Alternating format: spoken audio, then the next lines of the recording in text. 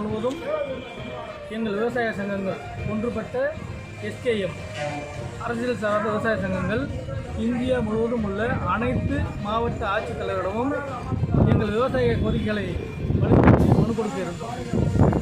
India முழுவதும் எல்லா மாவட்டத்திலையும் எல்லா விவசாய சங்கங்களும் மனு கொடுத்தாருக்காங்க. நம்ம தமிழ்நாட்டை கொடுத்தாருக்காங்க.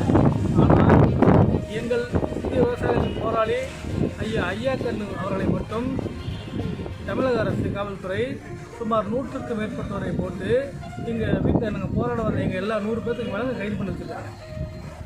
நான் என்ன கேட்குறேன்னா, மத்திய அரசை சொல்லி சுப்ரீம் கோர்ட்டை சொல்லி கர்நாடக அரசு தண்ணி விட மாட்டேங்கிறான். அதை கேட்க ஒரு தமிழக அரசு ஒரு துப்பு இல்லை. அந்த தண்ணி வாங்கி தான் துப்பு இல்லை.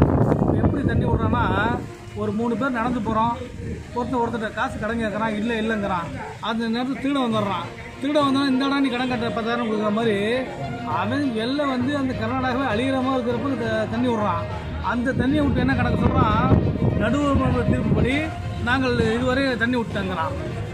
இப்போ பார்த்தீங்கன்னா ஜூன் 12 தண்ணி திறந்திருந்தால் விவசாயிகள் நாற்று போட்டு இப்போ நெல் நட்டிருப்பாங்க. அந்த வருகின்ற காவிரி உபயோகமாக இருக்கும். ஆனால் இப்போ ஒரு சில பேர் இந்த கேணி தண்ணி உள்ளவங்க போடுறாங்க. அந்த நாட்டு நெல்லையும் அழிச்சிட்டு போகிற தண்ணியை தான் விட்டுருக்கான். இதை நாங்கள் வன்மையாக கண்டிக்கிறோம். அது மட்டும் அல்லாமல் சென்னை, டெல்லி உட்பட எங்குமே நம்ம ஐயா கண்ணு ஐயா அவர்களின் விவசாய சங்கங்கள் நிர்வாகி வரக்கூடாது என்று சொல்லுகிற நம்ம தமிழக முதல்வர் அவருக்கு மட்டும் எங்கள் திருச்சிக்கு எல்லா மீட்டிங்கிலும் கலந்துக்கலாமா? இப்போ நாங்கள் உண்மையாக உழைச்சி விவசாயிகளாக இருந்து தமிழக மக்களுக்கும் உலக மக்களுக்கும் சோறு போடுறது தான் எங்கள் குற்றமா?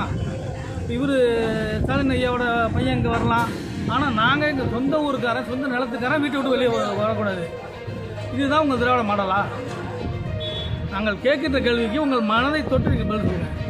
இப்போ நீங்கள் அங்கேருந்து பல திருப்பலா பண்ணலாம், எல்லாம் பண்ணலாம். நாங்கள் சொந்த வீட்டை விட்டு சொந்த நிலத்தை விட்டு வெளியே வரக்கூடாதுன்னா இது என்ன நியாயம்? இதை நாங்கள் வன்மையாக கண்டிக்கிறோம்.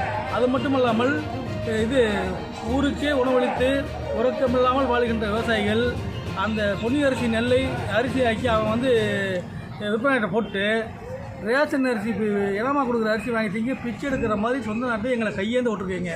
இதை வன்மையாக கண்டிக்கிறோம். இனிமேல் பட்டு நீதிமன்ற உச்சநீதிமன்ற உயர்நீதிமன்ற தீர்ப்பை மதித்து எங்களை அனைத்து இடங்களுக்கும் அறவழி போராட்டம் செய்ய அனுமதிக்க வேண்டும் என்று கேட்டுக்கொள்கின்றோம்.